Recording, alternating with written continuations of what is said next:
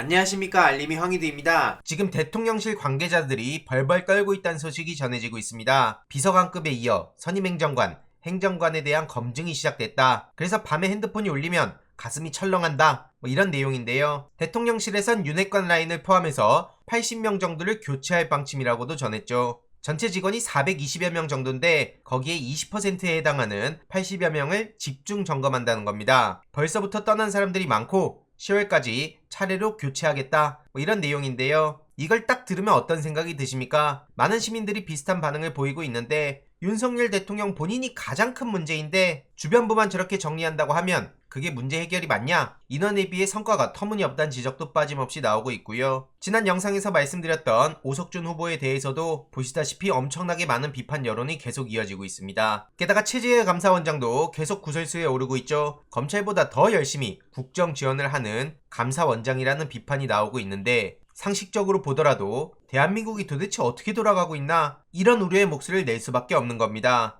살다 나경원 씨가 본격적으로 목소리를 높이고 나선 상황도 정말 코미디 아닙니까? 쉽게 말해 이번 가처분 신청 부분 인용 소식을 두고 대의민주주의를 부정한 황당한 재판이라고 성토한 겁니다. 그러면서 황정수 수석부장판사를 향해 김명수 대법원장 코드 의혹까지 제기하고 있는데요. 사법의 정치화로 고약한 외통수에 걸렸다. 빠루를 우리 당이 들었다고 빠루 정당 운운하는 당대표 이준석 대표를 겨냥한 거죠. 이런 황당한 소리들을 쏟아내고 있고요. 비상 상황이냐 아니냐, 이런 판단은 정당이 판단해야 된다, 이런 얘기를 하고 있는데 그러면서 대의민주주의를 부정하는 거라고 목소리를 높이고 있는 겁니다. 외통수는 지금 누가 걸린 겁니까? 냉정을 찾아보자고 하는데 정치인 중에 냉정함이라곤 찾아볼 수 없는 사람 중에 한 명이 바로 나경원 본인 아닙니까? 그러면서 또 민주당 얘기하고 민주노총 얘기하고 공공기관장들 얘기하고 뻔할 뻔짜죠. 이에 대해서 역시나 나경원 씨에 대한 비판 여론이 거세지고 있네요. 당장 수해지역 술 난장판 관련해서도 현장을 조용히 빠져나가고 무책임한 모습을 보이고 그랬다는 사실까지 다시 수면 위로 올라오고 있고요. 당장 나경원 주유비 논란도 엄청나게 거센 상황 아닙니까? 뿐만 아니라 원희룡 보거요리, 윤석열 특활비, 한동훈 미국 출장비 내역 등 정도껏 하라는 비판이 나오고 있습니다. 이런 와중에 한동훈 장관 팬카페에 총괄 매니저 인터뷰까지 공개됐는데요. 팬카페 위드후니의 매니저의 인터뷰 내용입니다. 팬덤 응원 색상 얘기도 나오고 팬들의 의지가 담겼다는 얘기도 나오고 어쩌다 팬카페를 만들게 됐는지, 현재 회원수가 얼마인지, 주로 어떤 사람들이 모여 있는지, 어떤 점이 한동훈의 많은 팬을 만들었다고 보는지, 그러면서 아주 친절하게 한동훈 장관 팬카페에 홍보까지 해줍니다. 진짜 기가 막히지 않습니까?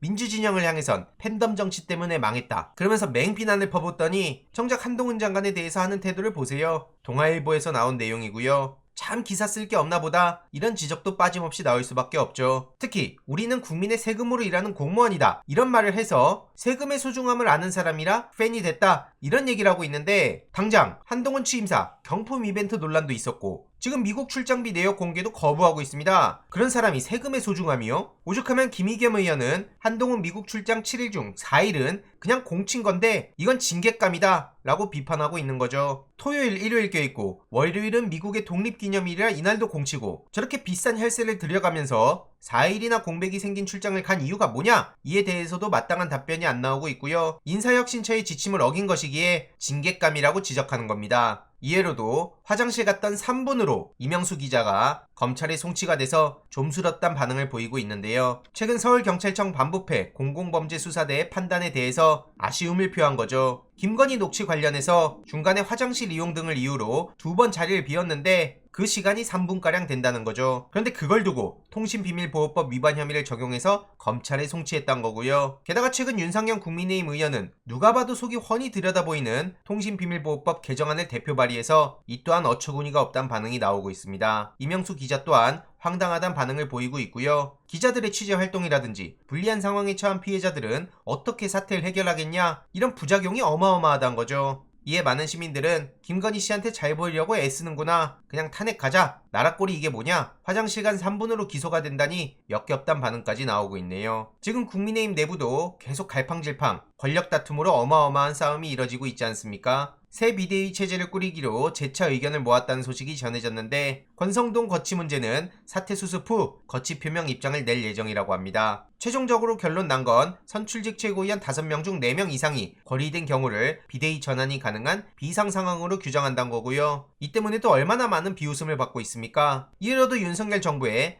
내 편이 계속 줄어간다. 최근 김무성 민주평통 부의장 내정 철회 소식, 그리고 최지영 기소 소식을 보며 타이밍이 묘해도 너무 묘하다. 국민의힘 내부에서도 이런 얘기가 나오고 있는 거죠. 그래서 이런 단독 보도도 나왔는데요. 내정 철회 검토 이유는 박근혜 탄핵 찬성파여서 그런 거냐? 이런 얘기까지 나오고 있고요. 표면적인 배경으로는 가짜 수산업자 파동이 커서 민주평통 수석 부의장에 거론되다 철회됐다고 하는 건데, 실질적으로는 핵심 지지층 달래기 위해 김무성을 대체할 TK 인사를 찾고 있다는 얘기가 나오고 있죠. 이에 당연히 싸늘한 반응이 나오고 있고요. 박근혜 수사 구속한 사람이 지금 대통령인 마당에 김무성이 안 될 건 뭐냐? 이런 반응에도 많은 공감이 이어지고 있죠. 반면 민주당은 이재명의 민주당 체제가 들어선 후 굉장히 빠르게 보폭을 넓히고 있는데요. 당사에 당원존을 설치하라고 지시한 상황이죠. 당원을 우선으로 한다는 당원 퍼스트 정책의 일환으로 풀이되는데, 그래서 여의도 당사 내에 당원들이 활용할 수 있는 공간을 마련할 예정이라고 합니다. 이외로도 전자당원증 도입도 지시했고 당직자의 업무 연락처도 공개된다고 하죠. 당원 속으로 나아가 당원들과 함께하는 민주당이 된다는 게 가장 중요한 포인트고요. 달라진 민주당 벌써부터 기대되지 않습니까? 추가적인 소식 계속 전해드리도록 하겠습니다.